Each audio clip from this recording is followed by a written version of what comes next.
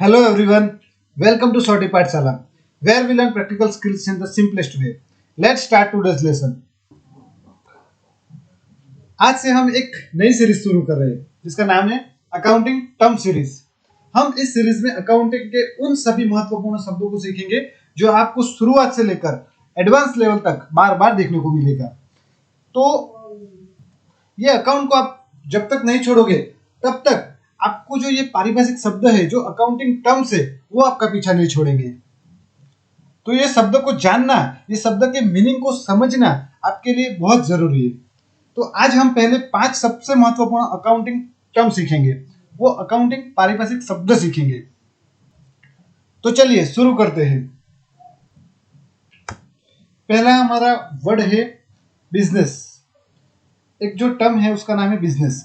तो बिजनेस का मतलब ये होता है कि आप प्रॉफिट कमाने के उद्देश्य से, प्रॉफिट कमाने के हेतु से आप कोई भी गुड्स, माल सामान या कोई भी सर्विस, सेवा का लेन देन कर रहे हो, तो उसको हम लोग बिजनेस बोलेंगे।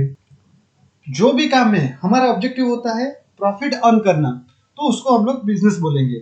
फॉर एग्जाम्पल, अगर आपने कोई स्टेशनरी शॉप खोली, बराबर, आप कुछ भी उसमें बुक्स, पेन बेच रहे हो, बराबर, तो ये एक बिजनेस हो गया। जो आप बुक मार्केट से लेके आ रहे हो और स्टूडेंट्स को, कोई ऑफिस क्लार्क को जो मटेरियल आप बेच रहे हो, बराबर, तो उससे आप प्रॉफिट अर्न कर रहे हो। तो यहाँ पे प्रॉफिट अर्न करा यानी कि उसको हम लोग बिजनेस बोलेंगे। तो आपका बिजनेस हो गया स्टेशनरी शॉप का। दूसरा टर्म है हमारा कैपिटल। कैपिटल यानी कि कैपिटल एक वो संपत्ति होता है जो ऑनर अपने बिजनेस में लगाता है। कोई भी बंदा बिजनेस करना चाहता है, बराबर, उसको कुछ ना कुछ इन्वेस्ट करना पड़ेगा। बिना पैसे के कोई भी बंदा बिजनेस स्टार्ट नहीं कर सकता है। तो जो भी बंदा बिजनेस के लिए पैसा लेके आ रहा है उसको हम लोग कैपिटल बोलेंगे। फॉर एग्जाम्पल, एक राहुल नाम का बंदा है, वो अपना बिजनेस शुरू कर रहा है और बिजनेस में वो बोल रहा है कि मैं 2 लाख रुपया बिजनेस में इन्वेस्ट करूंगा और एक कोई अच्छा सा धंधा मैं ढूंढूंगा, स्टार्ट करूंगा, बराबर। तो जो वो 2 लाख रुपया लेके आया है बिजनेस में, जब उसकी बैलेंस शीट बनेंगे, जब फाइनेंशियल रिपोर्ट बनेंगे, तो उसको जो 2 लाख रुपया है उसको कैपिटल के रूप में हम लोग दिखाएंगे, तो उसको ही कैपिटल बोला जाता है। थर्ड है हमारा ड्रॉइंग। ड्रॉइंग यानी कि जब हमने बिजनेस स्टार्ट कर दिया, मान लीजिए, बराबर, अभी बीच टाइम में, यानी कि बिजनेस का जो भी पूरे साल के दरमियान आपको जो बिजनेस ऑनर है उनको कहीं पे बीच में पैसे की जरूरत पड़ गई, बराबर, वो बोल रहा है मैं मेरे बिजनेस से, मेरे गल्ले से मैं 10,000 रुपये मेरे घर खर्च के लिए मैं लेके जा रहा हूँ, तो उसको हम लोग विड्रॉ बोलेंगे। यानी कि जो हम लोग बिजनेस में कैपिटल लेके आए थे, बराबर, उससे हम लोगों ने धंधा चालू किया, सेल किया, परचेस किया, सारा ट्रांजेक्शन कर रहे, और बीच में मैं यानी कि जो ऑनर है वो अपने खुद के खर्चे के लिए कुछ पैसा बिजनेस में से निकाल के लेके जाएगा, उसको हम लोग बोलेंगे ड्रॉइंग। ड्रॉइंग कैश के रूप में भी हो सकता है, ड्रॉइंग गुड्स के रूप में भी हो सकता है। जैसे अभी कोई ऐसी आइटम का हम लोग बिजनेस कर रहे हैं जो हमारे घर में भी यूज होता हो, बराबर, तो वो आइटम भी मैं अगर घर के लिए लेके जाऊंगा तो मैं उसको विड्रॉ के रूप में देखूंगा, मैं उसको अकाउंटिंग में नोट करूंगा विड्रॉ के एंट्री के हिसाब से। देखो एग्जाम्पल भी दिया है, जैसे राहुल ने अपना एक बिजनेस स्टार्ट किया था, उसको घर खर्च के लिए कुछ पैसे की जरूरत पड़ गई, घर में कुछ भी, बच्चों को पढ़ाने के लिए, कुछ वाइफ को कुछ घर का सामान लाने के लिए, कुछ भी हो सकता है, बराबर, 10,000 रुपया निकाल के वो लेके गया, तो उसको हम लोग अकाउंटिंग रिपोर्ट्स में दिखाएंगे कि हमने ये पूरे साल के दरमियान ये 10,000 का हम लोगों ने विड्रॉ करा था। फोर्थ है हमारा एसेट्स। एसेट यानी कि बिजनेस की वह सभी चीजें जिनकी वैल्यू होती है और जिसे भविष्य में लाभ मिलता है। कोई भी आइटम, कोई भी चीज हम लोग बिजनेस में लेके आ रहे हैं और उसका कुछ वैल्यू है और उसका बेनिफिट, उसका लाभ अपने को अभी नहीं मिल रहा है, फ्यूचर में जाके मिलने वाला है, तो उसको हम लोग एसेट कहते हैं। जैसे कैश हो गया, बैंक बैलेंस हो गया, फर्नीचर हो गया, कंप्यूटर हो गया, एसेट हो गया, मशीनरी हो गया, मिलकत, जो बिजनेस की मिलकत है उसको हम लोग एसेट बोलते हैं। फिफ्थ हमारा है लायबिलिटीज।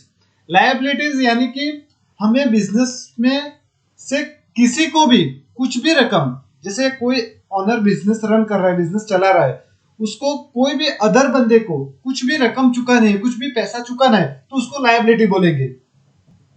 जैसे कोई एक सप्लायर ने हमको उधारी पे माल दिया था, मटेरियल हमको क्रेडिट पे दिया था, बराबर। उसको थोड़े दिन के बाद हमको कुछ पैसे चुकाने, जितने भी, जैसे 50,000 का मटेरियल लिया था हमने, 50,000 उसको चुकाना है फ्यूचर में जाके, कभी भी 30 दिन के बाद, 60 दिन के बाद, तो उसको हम लोग लायबिलिटी बोलेंगे।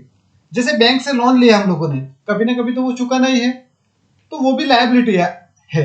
यानी कि हमने किसी से भी उधारी पे पैसा लिया या कुछ भी मटेरियल लिया, उसके अगेंस्ट में पैसा चुकाना है, तो उसको हम लोग लायबिलिटी बोलेंगे। तो एक क्विक रिवीजन हो जाए। बिजनेस, बिजनेस यानी कि क्या, जो भी कोई भी बंदा कोई भी काम कर रहा है और वो प्रॉफिट अर्न करने के लिए काम कर रहा है, बराबर। कुछ भी चीजें बेच रहा है, ले रहा है, कोई सेवा दे रहा है, तो उसको हम लोग बिजनेस बोलेंगे। कैपिटल, कैपिटल यानी कि धंधा, बिजनेस शुरू करने के लिए जो पैसा बिजनेस में इन्वेस्ट करने के लिए लेके आ रहा है, उसका मालिक, बिजनेस का मालिक, तो उसको हम लोग कैपिटल बोलेंगे। ड्रॉइंग यानी कि जो ऑनर है बिजनेस का, वो अपने खुद के पर्सनल खर्चे के लिए कुछ पैसा बिजनेस से लेके जा रहा है, तो उसको हम लोग ड्रॉइंग बोलेंगे।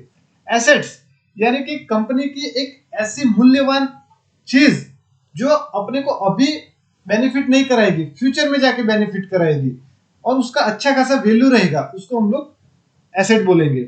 लायबिलिटी, जो बिजनेस रन हो रहा है, तो हमने किसी से मटेरियल लिया होगा, किसी से लोन लिया होगा, किसी से पैसा उधर पे लिया होगा और आगे फ्यूचर में हमें जाके उनको चुकाना रहेगा, तो उसको हम लोग लायबिलिटी बोलेंगे।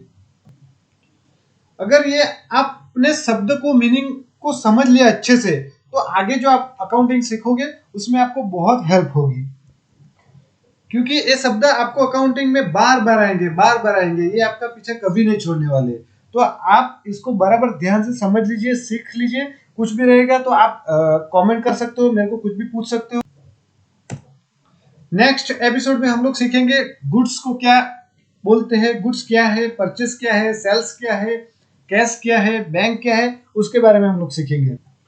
वीडियो पसंद आया है तो लाइक करें, कमेंट करें, शेयर करें, सब्सक्राइब करना ना भूलें। Thank you for watching Sorty Pathshala. Keep learning, keep growing. See you in the next lesson.